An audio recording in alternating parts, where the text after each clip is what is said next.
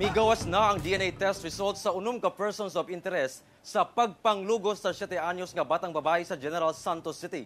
Apan sumala sa kapulisan, wala kini nagmatch, bisan niini padayon gyapon ang pagpasaka og kaso. Ano ang report ni Abby Caballero?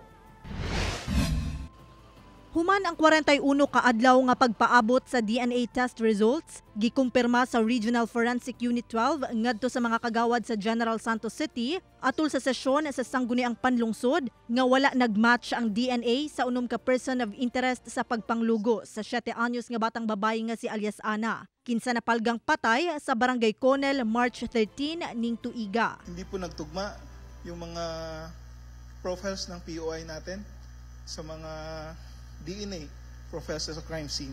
Gikasubo kini sa chairman sa Committee on Peace and Order. I am deeply saddened because of the result of the forensic. Because number one, there is no direct evidence, there is no positive identification. Sumala sa hepe sa Police Station 9, ginakonsidera nilang naapektuhan ang resulta sa DNA test, sanglit tulo pa kaadlaw una nakitaan ang bata human gideklarang missing. Because nga po doon sa samples collected from the body ng victim, 3 days po. So it's biological, maaring